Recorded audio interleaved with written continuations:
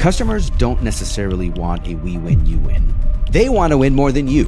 Pricing models got changed as well, so the stuff we were buying got really expensive. Other people who were sitting at home doing nothing decided to enter the space, and so it got really hard to actually buy profitable goods. So the shoes we were buying for 10 cents on the dollar. I've done this before, by the way, where I've taken the initial fee investment up and I've taken the percentage down on the rev share. But when we did that, conversion went down slightly, not much, just a little bit. And I think a lot of CEOs and certainly startup founders, they run into a brick wall and then they pivot looking for the next door to go through without really understanding what the customer is trying to accomplish or who their ideal customer is. Everybody wants more customers and they want their customers to pay more money. There's nothing wrong with that. As your business dynamics change, you should relook at your pricing model. Yo, mic check.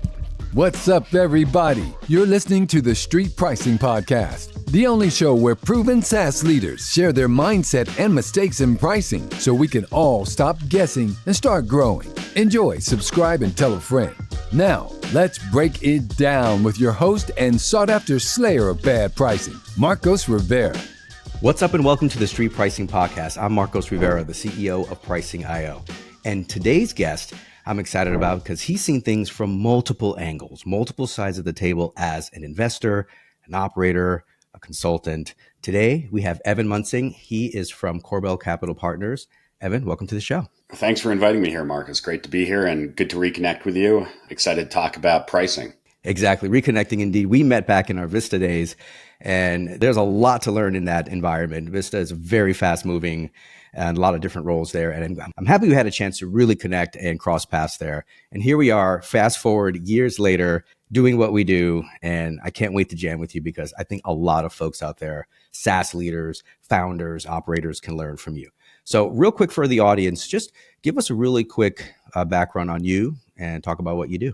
Yeah, so as you said, I've been operator, consultant, investor. Started off my career actually in the Department of Defense as a research fellow at a think tank. Then went in the Marine Corps. I was an infantry officer for 4 years, did a couple deployments, decided to get out of the Corps after my second deployment, went to McKinsey, started doing a lot of work with private equity firms, some pricing, then joined you at Vista. And that was really where I got kind of my feet wet and a little bit more education in pricing and was glad to learn from you and your expertise as well. Then I went to the operator side, so moved over portfolio company roles, sort of successive VP, SVP, CEO type roles. And one thing that's been constant through all of those is pricing, because pricing is really where the rubber hits the road in terms of a company's value creation and also understanding what the value is that a customer perceives in a company or a product. All of it boils down to pricing and what you can sell that product for and how you sell it. Joined Corbel Capital Partners 3 years ago. So Corbel is a lower middle market investment firm. So we invest in companies that are typically 30 to 70 million of revenue. We do go to the left and to the right of that. And we do a lot of tech services, which includes both SaaS companies, which obviously you're very familiar with, but we also do things like software consulting, MSP work, and even some of more blue collar trades that we're starting to wrap into a tech services framework because now tech kind of increasingly revolves and operates everything we do in our normal lives. And I think the company we're going to talk about is sort of a proof point of how that works out.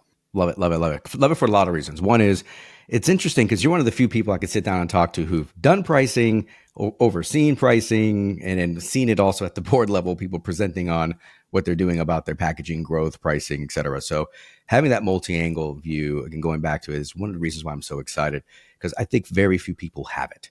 And this is where we can really pull out some insights or some really just key meaty things for folks to keep in mind to make them better. And one of my biggest things, moving them away from that guesswork, right? So are you ready to get street with me? Let's get it. All right, man, let's do this. So for everybody here listening, this show, Street Pricing, is based on the book Street Pricing. So we tend to start with the story. That book is full, chock full of those stories. And so what I want to do here is, Evan, open things up with a success. It could be a failure, whatever that is, but a story around pricing and packaging, how you handled it, what you learned from it, and then we can unpack it from there. Great. So the company I'm going to talk about, went through several pivots during our investment cycle. So you may need to ask me questions because it could get a little bit complicated. But effectively what we had was a company that moved from a consumer-focused business through multiple pivots and ended up as a B2B SaaS company. So it's a really interesting journey. It was interesting to be there and to live it. It was also interesting from a pricing perspective because obviously as you pivot into those different venues, you're also naturally going to evolve your pricing. So this company, Upstream, started its life as a small startup out of someone's garage. So there were a couple sneakerheads who got into what we call recommerce, which is basically buying and selling used or challenged inventory, and then typically putting it online or sometimes selling it out of a garage or a flea sale or flea market rather. And they'd created some interesting kind of new technology for, hey, we bought a bunch of sneakers. We're buying them wholesale, challenged inventory, pennies on the dollar. And we have a listing service that will put out a listing for, this pair of Nikes on 10 or 20 different marketplaces. So eBay, Poshmark, all the different kind of resale type places that you can think of. We acquired the company, it was doing great. And then during COVID, that whole supply chain just got totally changed. Man. So COVID affected obviously people on sort of the 3PL side of the house because you have everything that's coming from China that's getting delayed and stuff's being stuck on containers. But even on the resale side, on the 4PL or the reverse logistics, supply chain got pretty messed up as well. And it was everything from labor staffing in warehouses to the fact that because there was less inventory coming from China, all that challenged inventory got smaller because people were actually now buying it off the shelf. Right. And pricing models got changed as well. So the stuff we were buying got really expensive. Other people who were sitting at home doing nothing decided to enter the space. And so it got really hard to actually buy profitable goods. So the shoes we were buying for 10 cents on the dollar were now 30 or 40 or 50 cents on the dollar. And so, but at the same time, our technology was evolving. So this technology we had that originally was just, how do I take a photo of a shoe and put it onto multiple marketplaces so that I can then sell it at a profit? We found that we could actually expand the technology with a great engineering team. And they built on some additional components so that when we received something, we had some AI and some algorithms that would let us very quickly disposition the shoe. You could take photos of it and would compare to photos of other types of shoes. That would then let you identify what was selling, where it was selling. So you knew the channel, you knew the price it should be selling at. Nice. And then we could, early on, we had some kind of very basic abilities to automatically create the actual listing framework as well and fill in some of the details about the shoe and talk about the quality and everything. So what we did was we then took this sort of direct-to-consumer model and changed it into a tech-enabled services model. And so now we're going out to people department stores who are getting returns, as well as to like thrift store chains that are buying large amounts of challenged inventory. So, like TJ Maxx buys challenged inventory effectively. And they wanted someone who could help quickly disposition things and then figure, should this go into a brick and mortar store? Or should it go online, or should it go to a bin store, or should it, be disposed of in bulk or recycled, or, all the different things you can do with returned goods. So the first step was, we had this company that was basically making money just by buying low and selling high. Now in this new tech-enabled, more business-to-business services model, we had to come up with a new pricing model. And it started out as, well, we're now processing stuff for you. So if we're receiving physical inventory in our warehouse and processing it for you, we're going to take a transaction fee every time we touch something. So every time we receive a good and take a photo of it, we'll charge you a few cents. And then if we need to do something more complicated, like rebox it or repackage it, we'll then charge you a little bit more. And so very standard kind of outsourced 4PL, 3PL model. And then our CEO said, well, hold on. We're actually creating a lot of value for these people because we can tell them what channel to sell it through for the most value. So rather than taking stuff and putting it always into brick and mortar retail, that pair of sneakers that would sell for, $10 at a thrift store, we can put online and make $30. And so we also moved into a revenue model or a revenue share model where if we were helping you by putting it on an online channel, which lets the customer capture more value from the sale, we would then take part of that value and split the revenue between our company and their company, net of fees. Got it. So we did So that. you're getting more complex, though. It sounds like as you keep evolving, you're adding more layers to the pricing, right? I mean, it's simple as a pimple at the beginning, right? You buy low, you sell high. Margins start to change around a little bit. Supply chain changes around. You guys shifted over, and now you're taking, there was more of a transaction related. Yeah. And now you're moving into rev share. Right. Wow. All right. You're getting the full spectrum here. Getting the full I spectrum. want to make sure I didn't miss that. Keep going, man. Yeah. Keep going. And then the technology continued to mature. And so in the sort of the early days of the current AI boom, our engineers started adding on additional components to it. And at the board level, we quickly realized, like, hold on, this is a company that has legs to run with. What's holding back growth is the fact that we're actually receiving physical inventory, which means we have to have warehouse space, which is expensive and it's not always easy to get. Plus, you have to find humans to go and then process everything. And the labor market was still tight. And so we said, okay, why don't we start pivoting this to be more of a true B2B SaaS model? So rather than providing the services, let's provide the software and the training to 3PLs and 4PLs who can put this in their own warehouses. Then we'll become like pretty much a SaaS company at that point. The scale is just how quickly we can build the technology rather than having to process physical inventory. And it solves a really core problem for 3PLs, which is 3PLs are really good at sending stuff out, right? That's what they do. They stock inventory and then they ship stuff out. They hate receiving stuff because they're not designed to take in returns. And often returns, if you send a pair of shoes back, you're probably a very responsible buyer, but there are lots of people who've worn them around for 2 or 3 days, or there's scuff marks on them, or they send it back not in the box. So if you're a 3PL, you don't know what to do with that, right? You have a pair of worn out Nikes, but we can help you figure out what to do with that. So you can take our software, take a photograph of it. The AI model in the background will automatically figure out what pair of shoes it is, where they should be sent to, look at the quality, figure out what the pricing should be, who a potential buyer would be. Is this a bin store chain? Is it a wholesale buyer of pallets of used shoes? Or is it an online eBay seller? And in some cases, the shoe quality is actually really good. Then it's just a question of, can you find a new box to put that shoe back in? And so totally different model now, right? Because now we're selling to the 3PL and selling our software to them. And we also had hardware that went along with it. So you have like guns to scan stuff with. You have you sold those too. A specific camera we had to use. And so the model then changed a little bit again. And originally we started off with, well, let's take a transaction fee every time someone scans something in. And then, we like this kind of value share model or the revenue share model because it aligns what we're doing with the customer. So when the customer wins, we win. And it also makes it easy for them to buy because there's not a lot of startup costs. So we tried that for a little while. What we found, though, was, number one, it created a big working capital issue because we're implementing this stuff, training the team up. They're starting to use it. They're starting to ramp up on how to use our software. But the time between when a 3PL implemented our technology and when they would actually start selling stuff or start paying us could be 90 to 120 days. So you have to flow. I mean, you're not going to get the money back in. You got to float it. You have all that up front. Yeah. Yep. And then the second thing was, and I found this in other places, is value capture, value sharing plans sound really good, but they're tough to implement well for 2 reasons.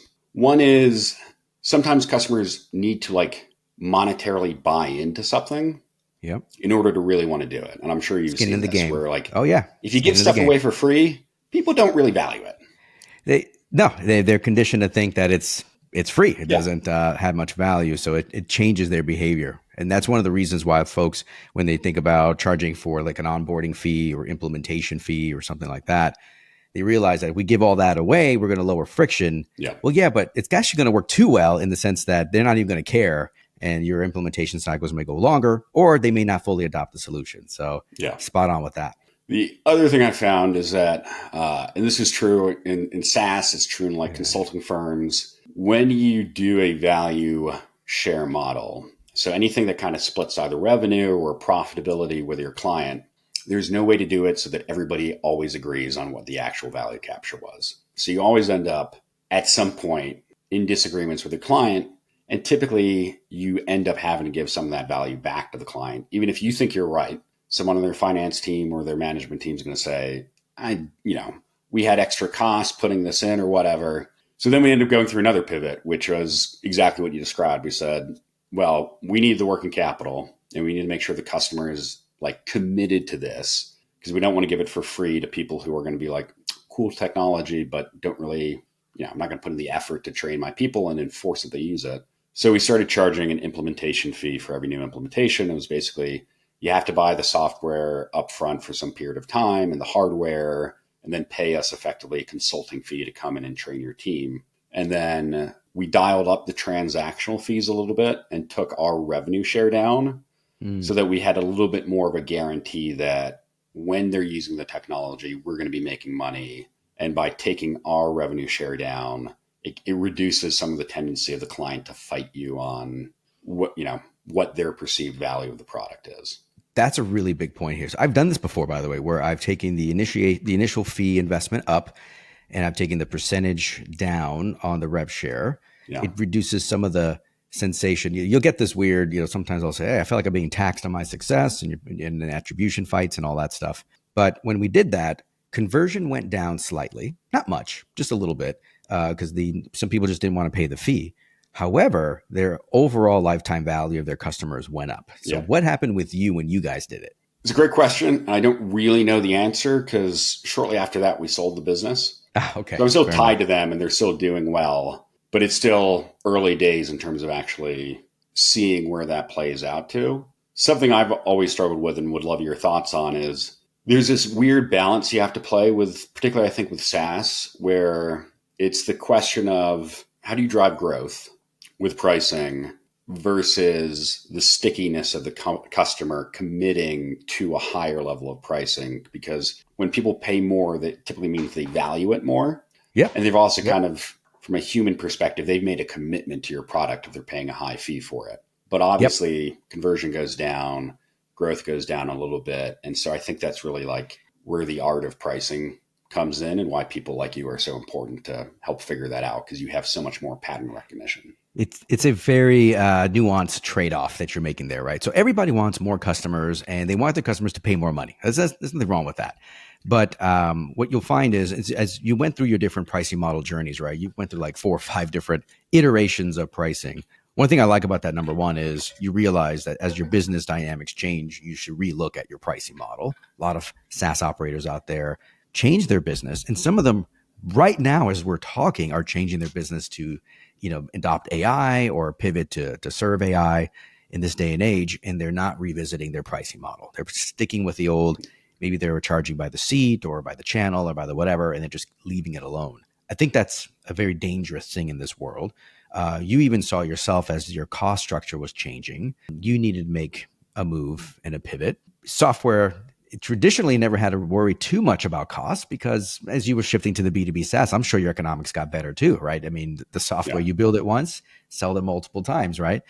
In this world with AI, and I know I'm folding this in because it's just so top of mind, as if your cost structure is changing and you're now shifting your business model, you were a SaaS provider, you're now building agents instead, whatever that is, you should revisit that pricing and packaging model. So specifically back to you, if you think about the economics of your customer, right? So why do they buy? And then they have a certain profit and loss with their customer base too. So what does that look like? When does your payback sort of come back to them based on their customers? If they're doing lots of volume, low ticket, typically speaking, they are a little bit more risk averse and nervous because it's going to take a lot of volume to make up for your fees. Yep. If they're bigger ticket, then typically they can make up for your fees a little faster, but the stakes are higher, right? So there's a different risk problem with those as well. If you're able to address those risk problems, you generally have a higher willingness to pay. Because something an old sales leader taught me is that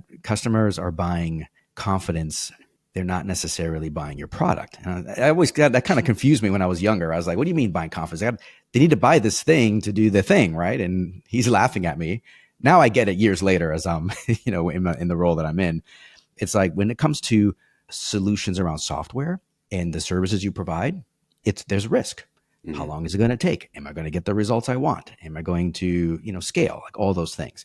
And the more you can address those, which are wrappers around the product, the more you can get a higher price and get people to commit and convert. But make no mistake, there are going to be those that just have some number in their mind. Maybe it's informed by a friend, informed by what they used to spend on the old thing or whatever it is, and then they won't convert. So you will drop a little bit on the conversion end. But again, LTV goes up, you tend to cross-sell and upsell that base a little bit more. And that's what leads to the overall better value, better economics for the business. Yeah, it's an interesting point you make about the pivot in AI pricing models, because one of the benefits of being in this company, in this particular space, which is serving 3PLs and 4PLs, is I think a lot of SaaS companies get stuck on seat pricing. And something that's always been frustrating to me is like seat pricing is often not at all aligned with the value you're creating for your client. And so we were fortunate to be serving a client base that isn't anchored on seat pricing or license pricing.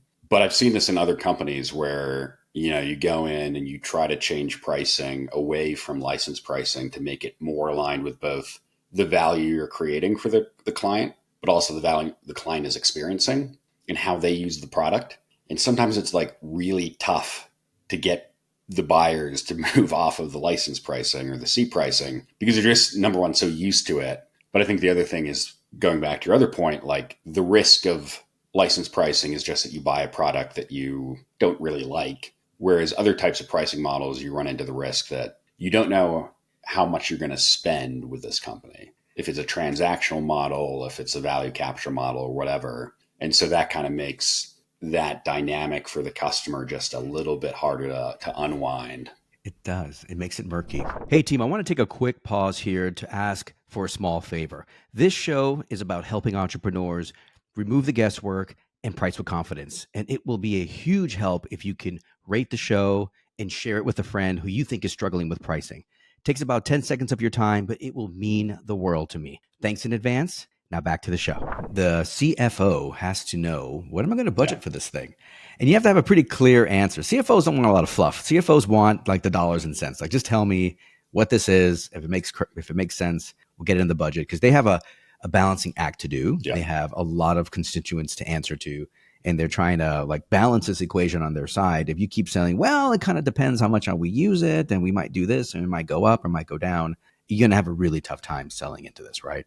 So how do you mitigate that risk in a lot of this? And you're right. And you said it earlier today. I'll say it again. I think the closer you're aligned to value, and folks are even talking about outcome-based pricing, right? And getting to that holy grail. It sounds good on paper, but it is really hard to pull off in real life. And I think some companies can, right? You take some of the companies that are charging by the call resolution now. Hey, our robot AI will come in, answer this call for you, and if we can resolve it, we'll charge you a fee, right? I think it's like 99 cents for each one. And it's like, okay, and if we can't resolve it, we'll kick it back to a human and we won't charge you, right? Simple as that. And that's a really nice aligned model, right? That's that whole thing. Hey, we win, you win sort of approach. But let me be honest with you. And I'm just going to say this out loud. People may disagree with me. I don't care. They'll disagree with me. Customers don't necessarily want a we win, you win. They want to win more than you. And as they use your software more, they want to continue to win more. And so it gets very difficult, especially when volume ticks up. Yes, they get more value, but the exchange rate of that value can change. And that's why it's not necessarily linear. That's where the old volume discounts in manufacturing came into play, right? You want to share in some of that volume. Their pricing power goes up. Competitors get more aggressive and want to take them away from you. They want compensation in that exchange. So the idea of fairness in terms of aligning the value is good up to a point, but customers always want the bigger, better deal. And the bigger and better it all gets, that share tends to change. And I think this is where some companies are falling down, is they'll create a model, they'll create the share, they'll say, hey, we'll charge you X amount of dollars for each one of these things we do, or a percentage or whatever that is. But as it scales and goes up, the customer is going to be like, yeah, that fee isn't good enough anymore. I'm spending on an overall spend freaking $3 million a year on you, and I don't even spend that on my ERP, so we need to renegotiate. But I think certainty is a really critical part of it too, because in my operator role, when I buy something, I want to know how much I'm going to be spending over the next year. And unless I know that every time I spend, I truly am making more money and making more profitability, which is pretty much never the case. Yep. That also becomes problematic because I have no idea what my P&L will look like at the end of the month or the end of the year. It's like if you could buy a house, or if you were building a house and someone said, I will build you this house and you're only ever going to pay X dollars, you'd probably prefer that as opposed to being like, well, the builder's now said he can build me a cooler house. And every time I talk to him, he's adding on cool features. But now my budget's like 3x of what it was. And yeah, I love it. It's great. But I've just totally blown through my bank account. That's never a good thing, especially the CFO who has to answer to a bunch of folks. Let me tell you how companies have solved this one, right? So Snowflake was really good at this too, right? Which is they're really good at getting those pre-commits to a fixed fee and then giving a lot of visibility into what overages could look like, right? So this is just good old-fashioned sales scenario planning with your prospect, right? So what you have there is your base case. Hey, how many shipments you did last year, or how many customers you're going to get, or whatever that is, and then you model. Okay, this is what you're going to need. If you commit to this amount, we'll add a 10% buffer just in case. But here's your amount. Here's your fixed price. This is what you pay. This is what happens up to this amount. Again, Snowflake's they were brilliant at doing this. And then this is if by chance you were to have just an outstanding year and you were to crush it, and if you blew through your buffer, here's what you would pay, right? So now they have, okay, I can see what the scars of the old AT&T bill that comes with the triple the price because you talked to grandma too long on a Wednesday, whatever that is, right? That goes away because now you've sort of put a boundary and you fixed it. And then you also told them what that overage would be so they don't have that surprise. And so you plan that scenario out. I've seen a company take it out a step further, and they have something what's called a true forward. So there's true up and then there's true forward. So the true up at the very end says, all right, this is what you actually used. And so we're going to true you up. We're going to, lift your plan up to this amount instead of this amount because it's higher. And this is what you're going to pay. And that's good. And a true forward is, here's what you used. Yeah, you went over, but I'm going to lift your limit going forward. So now you actually are, in a way forgiven for some of the overage that you did. So is that like an annual pricing model where they pay up front? Okay. Yep. That one would be more of an annual model as well. And so what it does is it removes the sting of, the stick, if you will, of going over and penalizing them for using your product a little bit more. And then the nice thing is a lot of companies would, take that and say, hey, I'll tell you what, I'll forgive the whole thing if you just raise up your limit and sign up for 2 years. Notice what I just did there. So I got the ARR up and I got the predictable committed revenue extended from 1 year to 2. And you just forgave a little bit of the extra, which in the grand scheme of things, in the SaaS world, doesn't really cost you too much.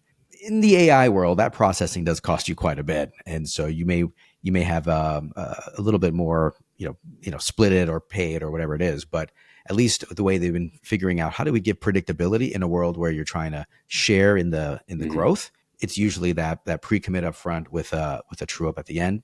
Snowflake, others did it remarkably well. Yeah, that makes sense. I mean, the predictability of what you pay is so important when making financial decisions that certainly as the buyer, you can often be more willing to pay a higher price if you're certain that that's all it's going to be. And so I think that's a really smart business model. Certainty. And my buddies of mine, people don't realize this, but as a pricing person, I talk to salespeople and CFOs and product people all the time. So I always try to get their different points of view. The CFO, this is what he said to me. One of my good buddies, CFO, multiple companies, multiple exits, really sharp guy, said, I will pay for certainty, Marcos. I will pay for that. And I said, you pay for certainty? He goes, it is so important to have that degree of certainty of what that number is going to be that I'm willing to pay a premium for it. Not a 50% premium, right? It was probably more in the realm of like 10, but you know what I mean, 10%. He said, I'll pay for certainty. So your point, Evan, is spot on. Companies need that certainty on what they're going to spend. And so a lot of these models, while again, sounding good on paper and they're aligned and fair, but the variability can really get you. And then the way you break down that variability is through, 3-part tariffs, including true forward, like all those techniques. So that way they get a sense for what they pay. But then on the upside, you both win because you can forgive it. You'll get the extra years. You'll get the higher ARR. Got to be a little bit patient for that revenue. And then that's sort of the dance that a lot of companies are doing, and it's working super, super well. Speaking of working well, I got to ask you this, because you pivoted like 5 freaking times in that company, right? People listening here are probably wondering, how do I pivot? How do I do it right? What can I learn from someone who's done it multiple times? Can you, if you had to sit in front of an operator or founder right now who's thinking about pivoting their pricing model, what, 1 to 2 like big lessons you would tell that person on the pivot, the art of the pivot? Yeah, I mean, I wish I knew. I could offer some advice, but I certainly wouldn't say that I have a playbook that is going to work every time, because it is an art and not necessarily a science. I think the first thing to understand is anytime you're pivoting your product, your business model, and certainly your customer base, you really need to look at pricing as part of that. I think often people kind of think about pricing as something that happens after product, Afterthought, yeah, or after the delivery, or after the thing's been built and designed. And so you get all these strategies that are really focused on the product itself and the customer and the TAM. But whenever you build a product, you really need to think about how it's being priced. Because at the end of the day, that's, what someone's willing to pay for a product is really what matters in business. I think the other thing is that how you price, there's a feedback loop between how you price and what kind of product you're going to build. And so if you build a product, you build a piece of software that does something, it automatically kind of limits what your left and right lateral limits are for how you can price, right? Because if it is something that, like an AI model, gets more expensive every time it's used, that definitely impacts how you're going to price. Whereas, traditional SaaS software, it's really focused on how many users there are going to be. And so all those things kind of there needs to be a cross-functional team that's thinking about that, or certainly the CEO in a smaller company needs to be really thinking about the product, the pricing, and how customers are using that all in kind of one breath. Makes sense. The other thing that's super important when doing a pivot is you really need to understand your customers, because the customers are going to drive all of the value for your company.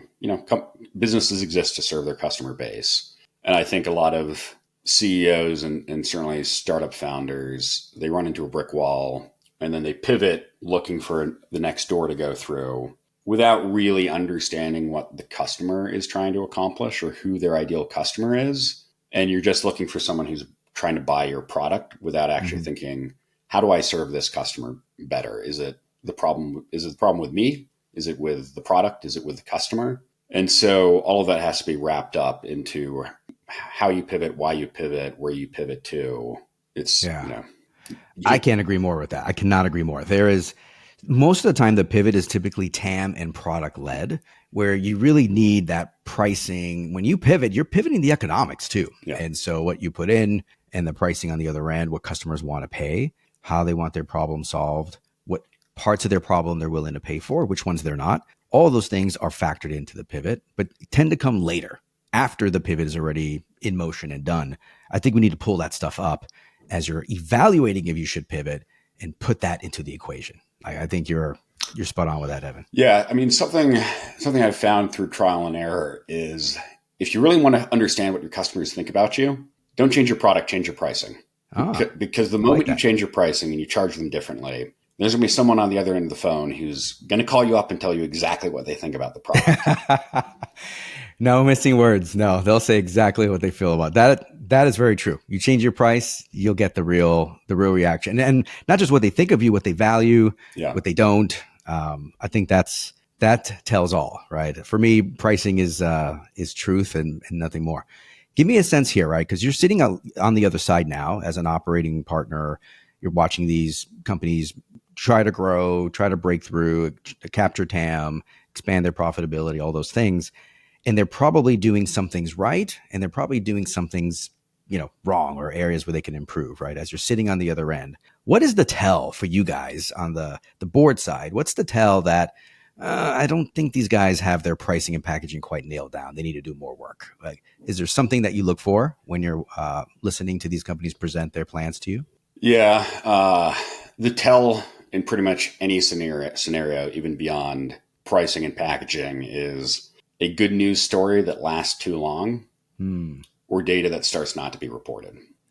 So if I'm sitting in a board and I'm hearing the same good news story being told each board meeting or each month during a monthly check-in, if it's not directly showing up in the financial statements, then I immediately get very suspicious, because it either means that you don't actually know what's driving value for your company, or you do and you're not doing it, and so you're trying to cover it up. And so there's sort of that bullshit detector that starts going off. I like that. I like that. The second tell is if people stop reporting KPIs or financial data, and maybe it's just like one thing stops getting reported, or it doesn't get reported with the same frequency. That's always a warning sign to me that something's probably going wrong.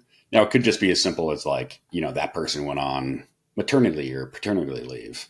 But more often than not, it's like someone has something that they don't feel comfortable showing. And the thing I would say to both CEOs and founders is like, your investors are there to be partners with you. If they're not your partners, you shouldn't have taken money from them in the first place. Right. But they have a vested interest in your success, right? Like, board meetings aren't a place for an investor to hit you over the head with a hammer. It's a place for everybody to get on the same page and figure out how to help each other out. And I think people get defensive when you're sitting on the operator side of the table because you feel like you're being judged. But the reality is everybody at that table wants to help you out. And so showing the problems, talking frankly about the problems is a much better way forward than trying to tell a good news story or not tell the story at all, and just try to skate through it, because then you're not getting help. You're setting off alarm bells for the investors, and it's going to end up just being a wound that festers and that needs to be healed some way or another. And it's not going to be an easy process. A wound that festers. I think that's a good analogy on this one, right? Because the more time that passes, the worse it gets. Yep. You're not getting medicine for it, right? Because you're not showing it. You're hiding behind the numbers, or not showing the numbers, or you're just kind of telling the same sort of vision, a story that's maybe not coming to fruition. I think a lot of people could take that one to heart, man. Thank you for that. I think there's a bit of a reality check on that one. The board's there to help. We all want to win. And so keeping everything up and front and center is key for that one, man. Yeah. Listen, I got to ask you this question, because for me, it matters that people know Evan as a human. They think of this guy as this operator, board person, consulting, et cetera, platoon commander in the Marines, all those things. But I also know Evan as a human being and a good dude. So I got to ask you my favorite question of all, which is, what's your favorite song? That favorite jam that lights you up? What is it? And tell us why. That's a tough one. I'll tell you, my two favorite genres of music is I like alternative country and I like punk music. It's very, very different genres. Jason Isbell is probably one of my favorite musical artists, and I have a lot of favorite songs from him. I think probably the most poignant song, and it's not a pump up jam, but he has a song called "If We Were Vampires." Okay. And you'll have to listen to it. But basically it talks about being in love, but also knowing that at some point, one of the people is going to die or go away. And so you have to think about every moment you spend with that person and treasure it. And I think that's probably true in many other walks of life. Like we're only on this earth for so long.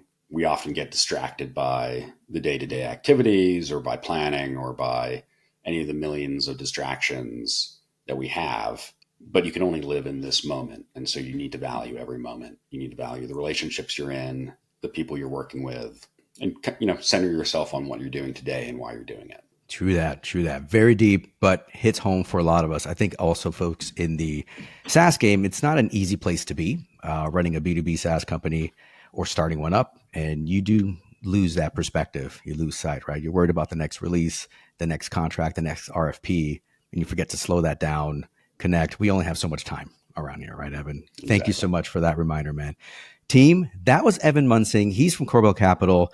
Fantastic perspective. Follow him on LinkedIn, and known him for years. Smart guy, friend, and hope you take these lessons back. Please don't waste them. Try to get 1% better. Move away from the guesswork. And remember, stop guessing and start growing. Until next time. Thank you and much love for listening to the Street Pricing Podcast with Marcos Rivera. We hope you enjoyed this episode, and don't forget to like and subscribe. If you want to learn more about capturing value, pick up a copy of Street Pricing on Amazon. Until next time.